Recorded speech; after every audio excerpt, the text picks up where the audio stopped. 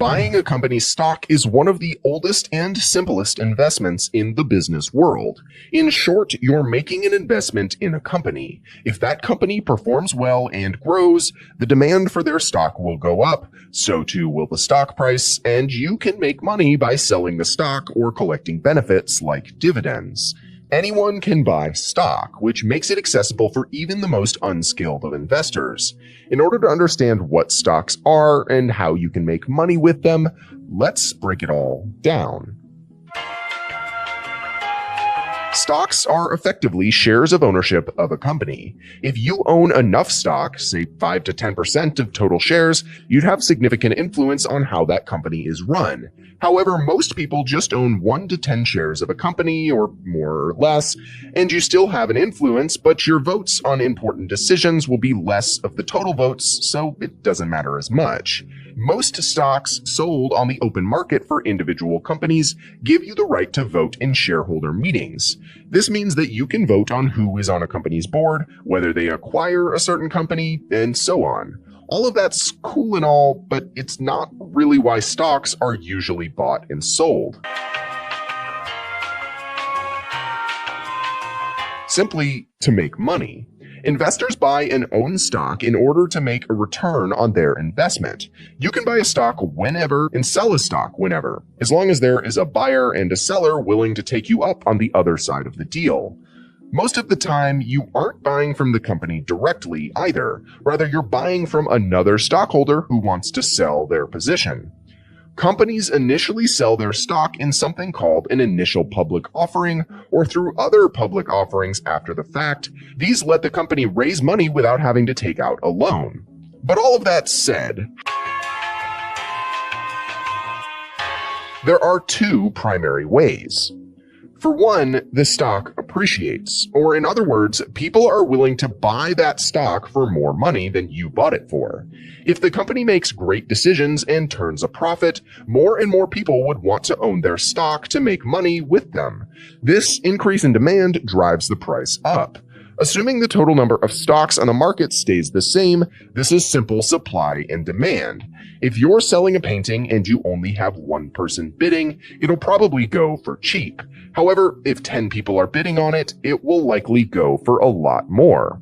Stocks can appreciate for any reason, and their value is tied to a number of factors that don't always tie back to just how much money that company makes. Since stocks are sold on an open market through an exchange, their price is more of a reflection of buyer sentiment or how good or bad people think the company will do.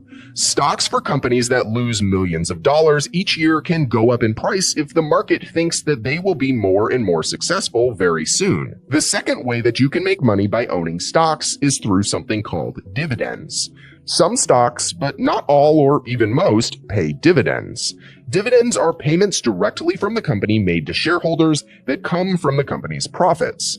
Think of this as a way to entice people to buy a company's stock and hold on to it. Dividends are paid quarterly and the amounts vary by company, but it's a set amount for each company for each share that you own. Companies would want to pay you a dividend so you hold their stock and don't sell it. Supply and demand means that this will drive the price up over time. Companies want their stocks to go up so that the shares that they still own are more valuable, as well as so that any shares they decide to sell or offer in the future can be sold for more money, generating more investment money for them. We've covered what stocks are and how you make money with them, but what? There are different types of stocks that give you different rights or perks for a company. Most investors buying and selling on the open market will own what is called common stock. Common stock gives you voting rights and can pay you dividends. That's about it though. There are other types of stocks like preferred stocks. The main difference is that preferred stocks have less volatility, so they're a more secure investment in most cases, and they usually get higher dividends. However, preferred stock owners don't usually get voting rights in the company. There are other types of stocks, but they're a little beyond the scope of what any beginner or even experienced run-of-the-mill retail investor would need to know. Long story short, owning stocks just means you hope the company will do well so you can sell your stock for more than you bought it for and turn a profit. Stocks fluctuate all of the time, so when buying or selling any given stock, you'll want to weigh your investment strategy. Are you hoping to sell this in a month, or are you going to hold the stock for years? Each strategy presents different levels of risk and returns.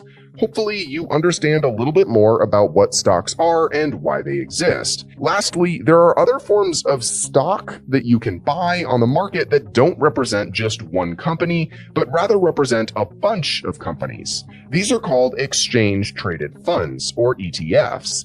They're essentially a bunch of companies' stocks lumped into one stock, and you could buy something, for example, a technology ETF, meaning that you invested in a bunch of technology companies without having to own each one of the stocks individually. This spreads out your risk and provides you more stable growth, but it also gives you good exposure to the market as a whole. And of course, the potential for explosive growth and returns is usually muted in ETFs as well. And that just about does it. Hopefully you understand a little bit more about what stocks are and why they